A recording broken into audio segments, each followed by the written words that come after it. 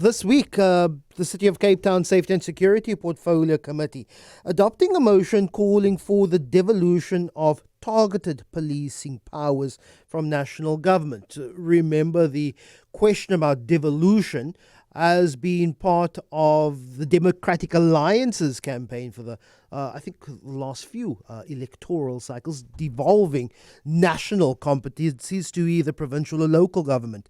But the City of Cape Town says it wants targeted policing powers, focusing on gang-related crime, drug trafficking, extortion, firearms offences.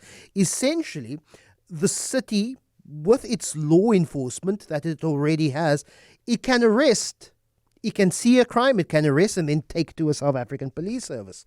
But they can't proactively investigate crimes. They can't do crime intelligence. They can't do firearm forensics.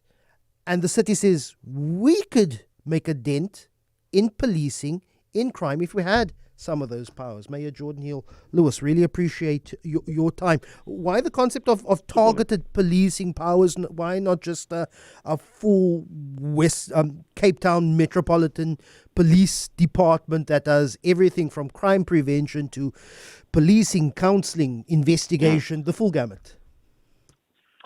Well, that would be great, and we certainly would not say no. But one of the constructive proposals we're trying to make as a first step, as an interim measure, is to focus on the priority crimes in Cape Town, those violent crime categories in Cape Town, and to give our officers the power to investigate them properly, so that we can actually get convictions, which is where the criminal justice system is failing most noticeably or severely. There would be, I would have at least questions around, we already have a situation where our state intelligence, national security is questionable.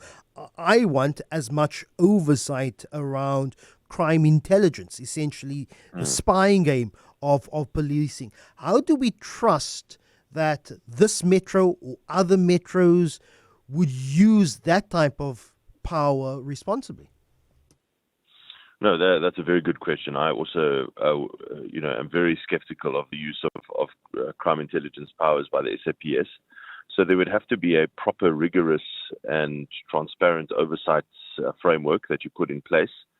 And we would be very, very happy to subject ourselves to whatever that oversight mechanism or framework is, to ensure that it is used with integrity and to hunt criminals, not for other less honourable or less integrity-driven motives. Yeah. It does appear that this conversation of the devolution of policing has become less party political after this city has said it would like some of those powers after the Premier campaign in the province to start that conversation. It became less politicized when the Gauteng Premier, Panyaza Lesufi, says, you know what, that's not a bad idea. We'd also like to devolve policing responsibilities to our province, because if you're going to have to do for one metro or province, you're going to have to do for all. So if it appears less political, party political, what are some of the hoops that would need to be jumped through? Yeah, I agree with that analysis. I think it is becoming less and less political, because I think more and more people are realizing it's just sensible. We've got these thousands of officers across the country in our metros, metro police and law enforcement officers, who have the capacity to help, have the capability to help, but can't help at the moment. And on the other side of that, we have these shockingly low rates of conviction for these violent crime categories, drug, gun crime, gangsterism, and so on. As we put out recently, just 5% conviction for the 1,670 illegal guns that our officers have taken off the street the last few years, just 5% resulting in conviction. So I think there's a recognition that this is actually a sensible thing, and perhaps it is something worth exploring. There's not going to be, in any time soon, there's not going to be a doubling of the police budget nationally. There's not going to be 100% more detectives that can manage these cases better.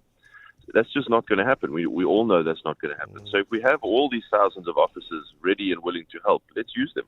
Not to create some sort of cascading domino effect, but the more cases that a national police service or a local government police service that are investigated, ready for court, presented to the NPA, and then also would require a national prosecuting authority and a court system to also be prepared for Yes. case ready dockets that could then be presented by a local police investigative service. Yes, that's entirely true, and I think that we need much more of a national focus on the I'm sorry to say it, the failure of the NPA to actually achieve prosecutions in all of these priority violent crime categories.